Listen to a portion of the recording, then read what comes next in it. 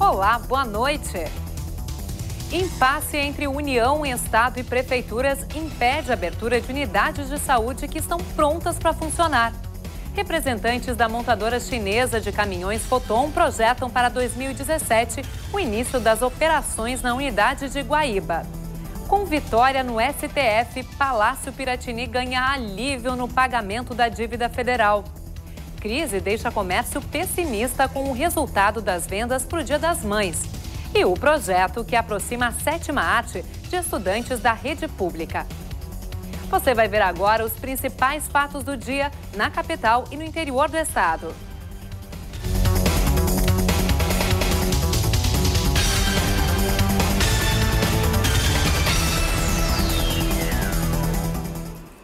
Das 56 unidades de pronto atendimento que deveriam estar funcionando no Rio Grande do Sul, apenas 17 estão com as portas abertas. Outras 14, apesar de estarem com a estrutura pronta, permanecem fechadas devido a impasses entre União, Estado e municípios. O problema faz com que 100 mil pessoas deixem de ser atendidas por mês.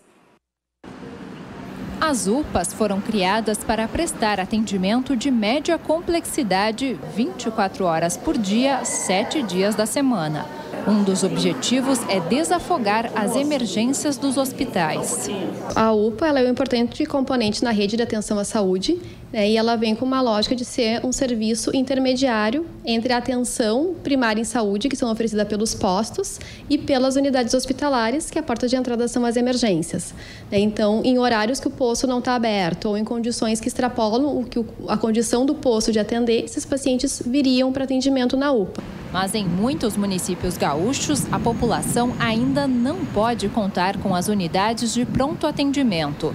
O orçamento para a manutenção é dividido da seguinte forma: 50% do valor deve ser pago pela União, 25% pelo Estado e 25% pelas prefeituras. Mas, segundo a FAMURS, os prefeitos têm arcado com boa parte dos custos. Por um lado, a União demora de 4 a 6 meses para habilitar as UPAs a receberem os repasses. E, de outro, o Estado, com a crise econômica, tem atrasado o pagamento da sua parte. Com os atrasos dos repasses da saúde do governo do Estado, que tem tido extrema dificuldade para poder pagar em dia, nesse mês agora de abril, nós estamos com os repasses de março atrasados, são 22 milhões, e mais uma parcela de 11 milhões de um valor total de 292 milhões que parcelamos em 24 meses. Então, os 25% que o Estado tem que nos passar, também acaba o prefeito tendo que arcar.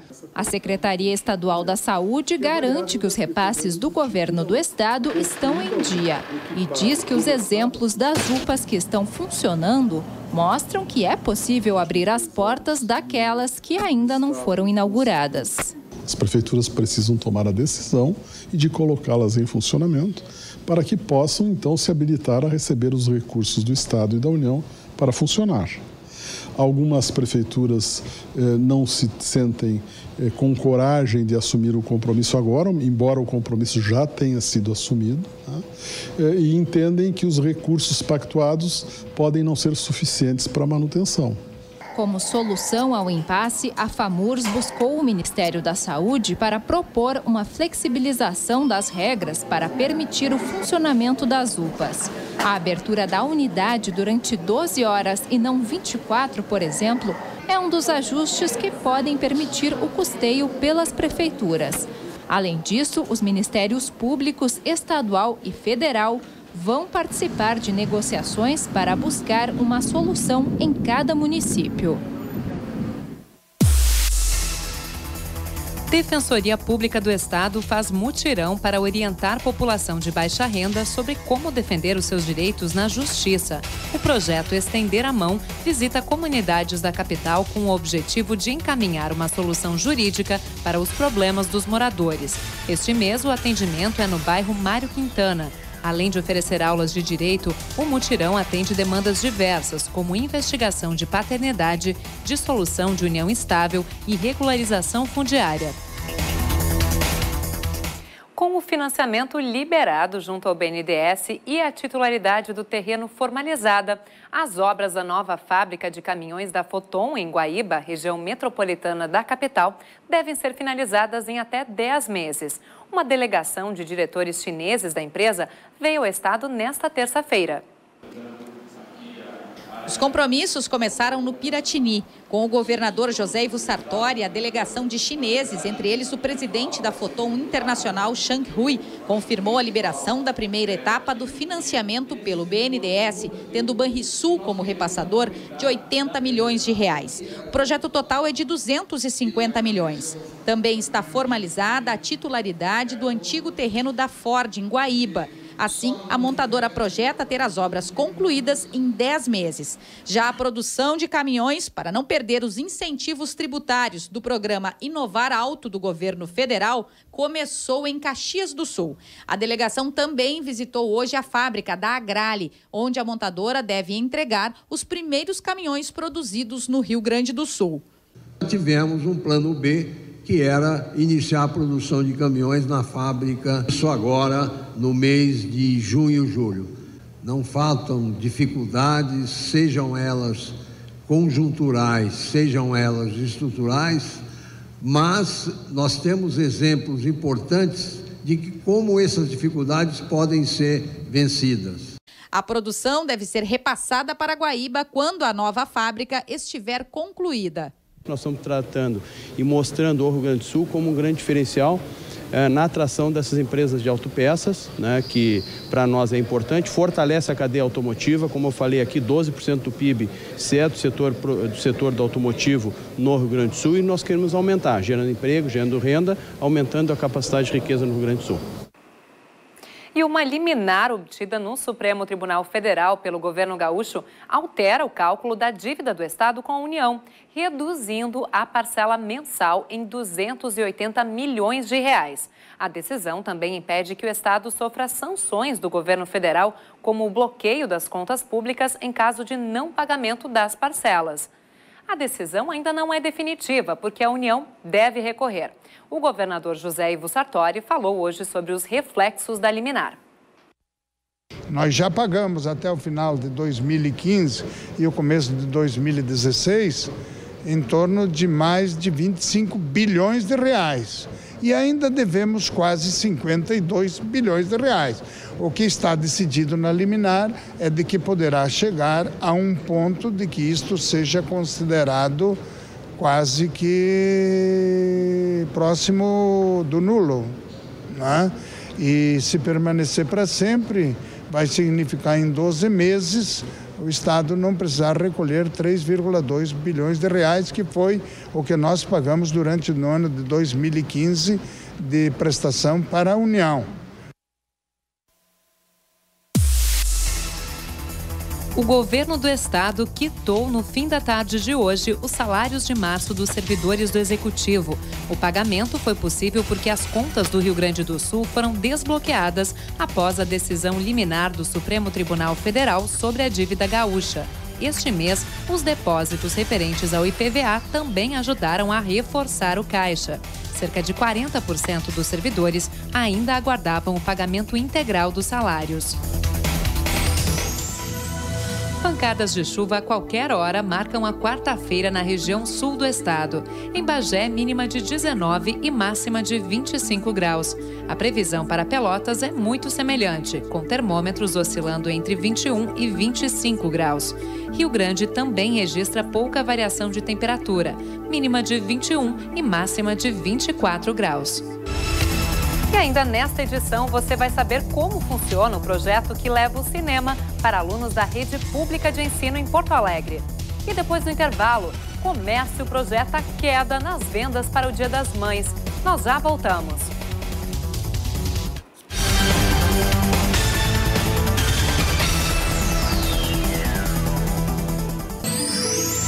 Quarta-feira de céu encoberto com chuva a qualquer hora em toda a região norte. Os termômetros marcam até 23 graus em Caxias do Sul. Passo Fundo também tem previsão de temperaturas amenas, variando entre 19 e 24 graus. Em Ijuí, a mínima prevista é de 18 graus e a máxima de 25. O volume de vendas do comércio varejista gaúcho cresceu 1% em fevereiro na comparação com janeiro. No mesmo período, a receita do setor aumentou 2,1%. Foi o segundo mês consecutivo de alta nos dois indicadores calculados pelo IBGE. Em relação ao mesmo mês do ano passado, o desempenho ainda é negativo, em 1,6% no volume comercializado. Os melhores resultados foram nos setores de imóveis, ativos farmacêuticos e perfumaria. Já as maiores quedas aconteceram nas vendas de equipamentos para escritório, tecidos e vestuário. E a crise que atinge a economia brasileira deve reduzir também as vendas no comércio gaúcho para o Dia das Mães. É o que mostra uma pesquisa da FEComércio. A entidade aponta que mais de 1/3 dos consumidores pretende gastar menos do que em 2015. Você já sabe o quanto vai gastar com o presente do Dia das Mães?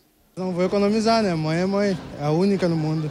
A intenção é boa, mas está bem longe da realidade da maioria dos gaúchos. Segundo uma pesquisa realizada pela FEComércio, o investimento com o presente para a data deve permanecer praticamente igual ao do ano passado, quando foram gastos em média R$ 135 por pessoa. Mesmo assim, o comércio vai apresentar uma queda no número total de vendas. A situação presente que a economia brasileira está vivendo está trazendo para dentro da casa das famílias um problema grave, que é a questão do desemprego. Ao mesmo tempo que a inflação crescente corrói o poder de compra dessas famílias. Então, a expectativa que se tem para essa que é a segunda principal data do comércio aqui no caso do Rio Grande do Sul, que é o Dia das Mães, é que as vendas se reduzam. Esta rede de loja de roupas parece remar contra a maré. Com 44 unidades em todo o país, o próximo Dia das Mães deve render até 10% a mais em vendas do que no ano anterior. A gente está com uma coleção mais inovadora, com mais tendência de moda, tecidos inovadores, estampas diferenciadas também, que está tendo uma aceitação bem positiva com as clientes. O que também ajuda na hora da venda é a preferência do consumidor. Segundo a pesquisa, quase metade deles deve presentear suas mães com roupas. Em seguida, vem os artigos de perfumaria e cosméticos, produtos comercializados nesta loja. Aqui, as vendas para a data estão asseguradas e podem representar 8% do que é comercializado durante todo o mês. A gente sempre trabalha apostando nisso, né? Que a mulher, ela quer se sentir vaidosa, sempre bonita, sempre saindo comprando um batom, um rímel, sempre, como é que eu vou te dizer, a maquiagem, ela sempre sai bastante, em função de cabelo também, né? A pesquisa também apontou que são os homens que devem comprar os presentes mais caros. Em média, eles vão gastar até R$ 67 a mais do que elas. E na hora de acertar, a opção de quase 80% dos consumidores será pelo pagamento à vista. Um resíduo rico em nutrientes, mas que na maioria das vezes é mal aproveitado e descartado de forma errada. Eu estou falando do soro do leite. Pois é, uma pesquisa desenvolvida por uma universidade gaúcha descobriu que com esse resíduo é possível reduzir calorias e ainda manter um alto valor nutritivo nos alimentos. A reportagem é da UPF-TV de Passo Fundo. O Brasil produz aproximadamente 6 milhões de toneladas por ano de soro de leite, volume proveniente do processamento do queijo em laticínios. Mas somente a metade desse número é reaproveitada. O restante geralmente é destinado para a alimentação animal ou despejado em rios e lagos. Só que esse resíduo é 100 vezes mais poluente que o esgoto doméstico. Por essas e outras razões, um grupo de professores e alunos da UPF resolveu pesquisar para agregar valor ao soro de leite. A ideia do projeto é valorizar soro de leite. O que é valorizar soro de leite? A gente sabe que as queijarias geram esse resíduo e esse resíduo hoje em dia tem que ser dado um destino adequado para ele. O soro é um líquido rico em nutrientes que muitas vezes não é valorizado e as empresas acabam destinando ele para alimentação animal, alimentação de suínos e outros destinos não nobres. Estudantes de graduação e mestrado da UPF estão envolvidos no projeto. Cada um estuda um caso diferente que envolva o soro, como a Sandrine. Ela criou um xarope que substitui o açúcar parcialmente, ou seja, diminui a quantidade de sacarose pura nos alimentos e os deixa menos energéticos, com menos calorias. A digestibilidade no teu organismo ela vai ser muito maior. Independente se você tem intolerância ou não à lactose, essa bebida ela pode te proporcionar benefícios. Normalmente a bebida láctea que a gente consome, ela tem uma grande quantidade de sacarose, que é o açúcar que a gente usa normalmente em casa, né?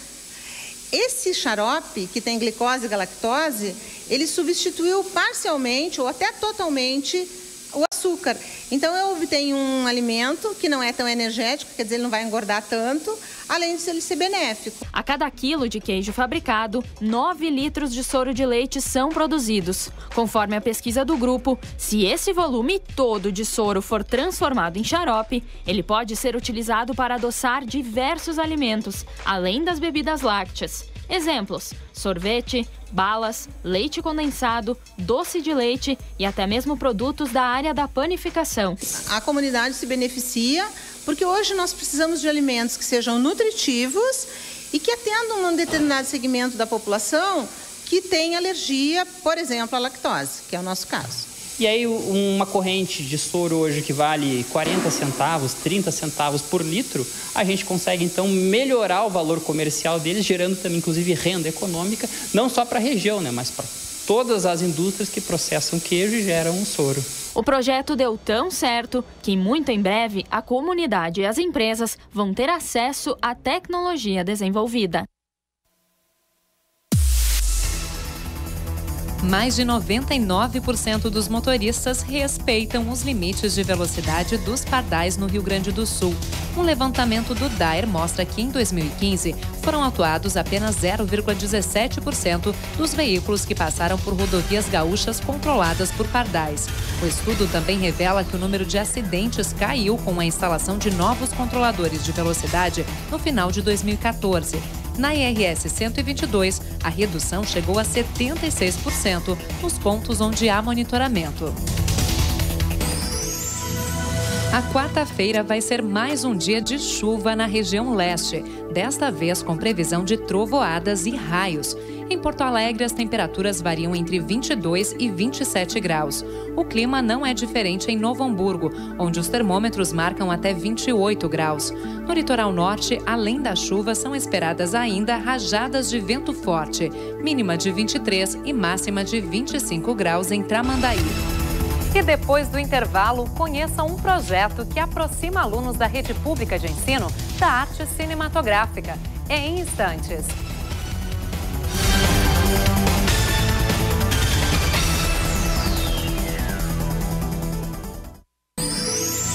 Muita nebulosidade e chuva a qualquer momento do dia na região oeste do Rio Grande do Sul.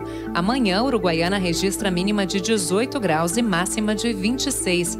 Temperaturas amenas também em São Borja, oscilando entre 18 e 25 graus. Previsão semelhante para Alegrete, onde os termômetros marcam até 26 graus.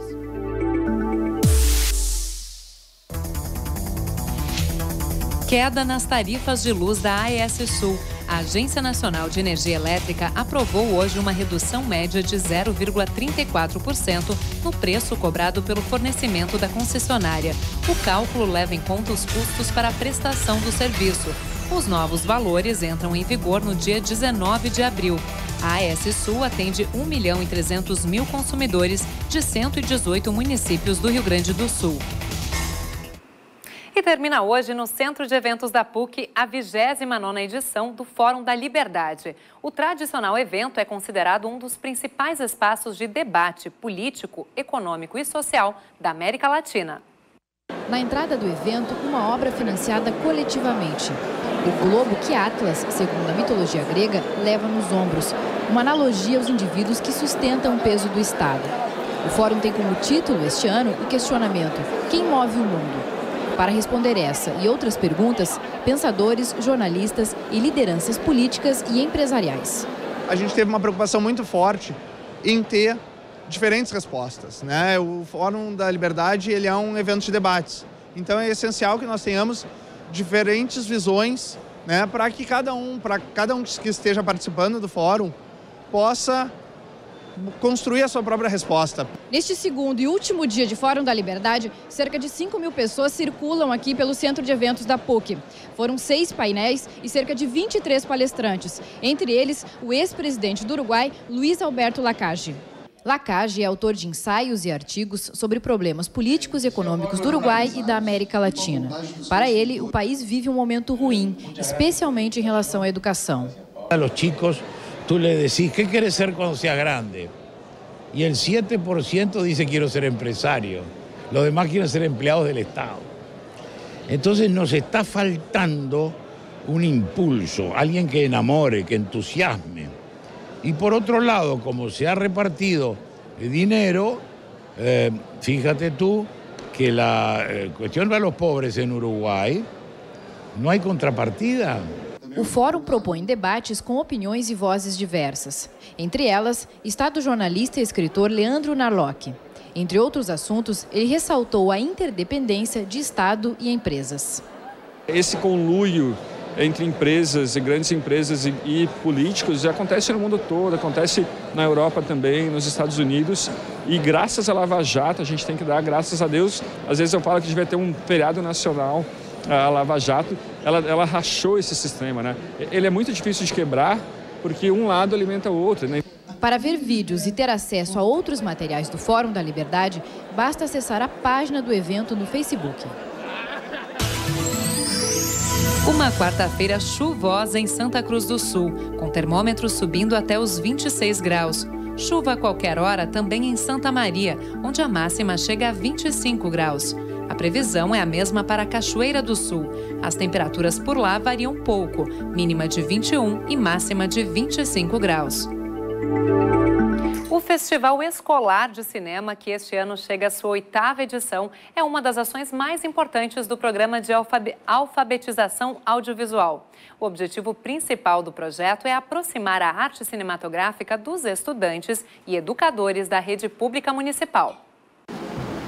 Só sair da escola já é um acontecimento, mas hoje é dia de cinema. Eu acho que vai ser muito legal. Será que fica tudo escuro? Vai ficar sim, é assim que estão nos cinemas. A primeira sessão do Festival Escolar de Cinema recebeu 170 alunos de 4 escolas, de 2 a 5 anos de idade. Ao todo, serão 62 sessões, até o dia 13 de maio, em 4 salas de cinema da capital. Para muitos, é a primeira oportunidade na vida de ver um filme na tela grande. Talvez por isso, a ansiedade.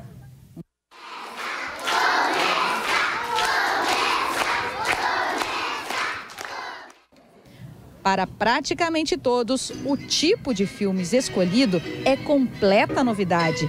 O cinema, ele é uma linguagem que fala em si. Então, a nossa ideia não é o cinema instrumental, não é o cinema PowerPoint, que fala da independência e mostra o filme da independência, mas que o filme tem um valor em si, tem uma força poética, tem uma força de sensibilização. O filme é mudo e em preto e branco. E mais uma geração deu gargalhadas com o circo de Charles Chaplin. Me conta então, o que tu achou? Legal.